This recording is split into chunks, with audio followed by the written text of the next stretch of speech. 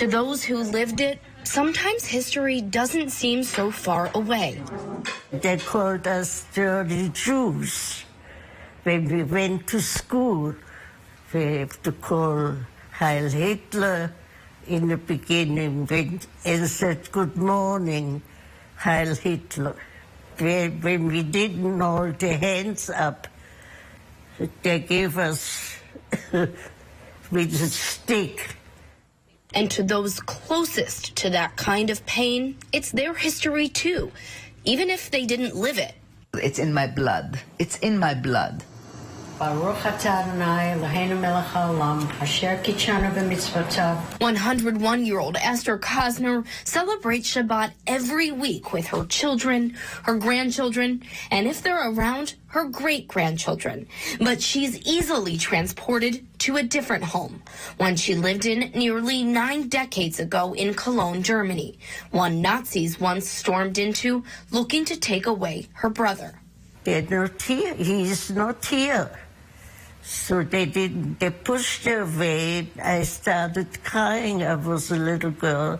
Did your husband talk about the Holocaust a lot when he was alive? No. Why not? Well, he lost his parents and brother and a sister. Do you think it was too painful to talk about? Yeah. The initial reluctance to discuss that trauma bled to her children, her grandchildren, including her grandson, Jay. I saw my uncle had a tattoo on his arm, and I said, "What is that?" And my dad was there, and he said, "Oh, that's the number of his girlfriend," because my uncle didn't want to say anything. And then everyone changed the subject. Survivor reactions to trauma are as varied as the millions of people who suffered. Some kept their memories tucked away in places no one could access. Some re-experienced their trauma only in nightmares. Others told their harrowing accounts to anyone who would listen. Vocal or not, the impacts ripple through generations. There is a history of 2,000 and more years of persecution and discrimination and death threat all the time over the heads of Jewish population everywhere.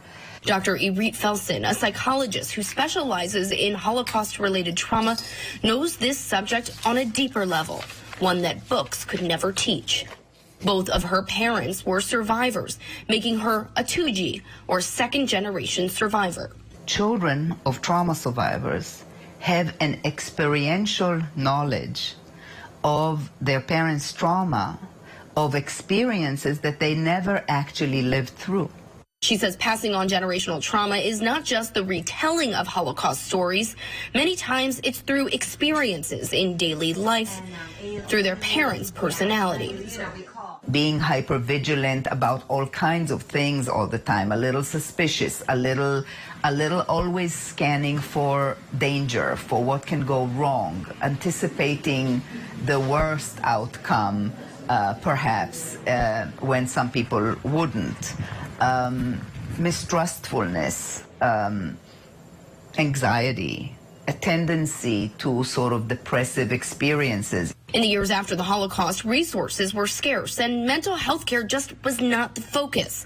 Many survivors who had witnessed repeated murder of other Jews, of their family, enduring years of torture and starvation, were told to just let it go. But the reality of that trauma was tangible even years later. As many survivors created their own families, they had little to no extended family of their own. No aunts and uncles, cousins, or grandparents. My father was one of 8. My mother was originally one of 7.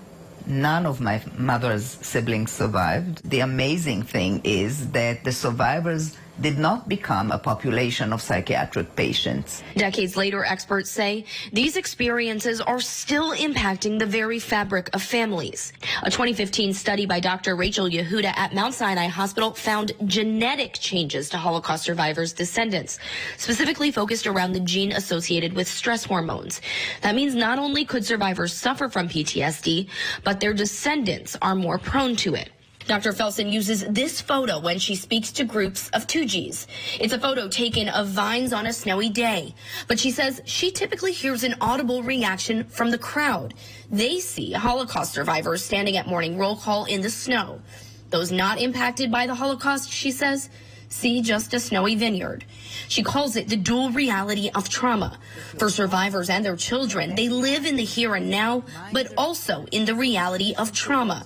And the reaction will be very much from that trauma reality and sometimes completely not really appropriate to the stimulus in the here and now. And so for Dr. Felsen, both personally and professionally, her goal is to make sure the next generation is not as traumatized as the last. That maybe one day, future descendants of survivors will just see snowy vines while remembering the horrors and lessons of a genocide. And Chance, I want to talk a little bit about those second-generation survivors because they are dealing with a lot of trauma that is still being studied, particularly physiological trauma.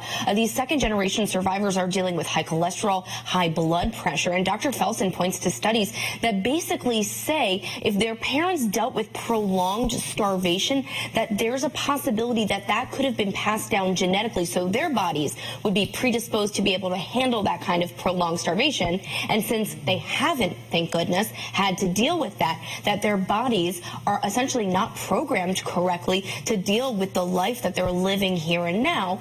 And emotionally, these Holocaust survivor children are dealing with this added secondary pressure because they have seen their loved ones and their relatives either flee or die for their religion, and they feel this level of pressure. I talked to that grandson, Jay, that you saw in the piece. He said, how can I walk away from my heritage when my relatives had to flee? Because now he has the freedom to practice his Judaism as much or as little or not at all if he wants to. And so there's this pressure to make sure you carry it on.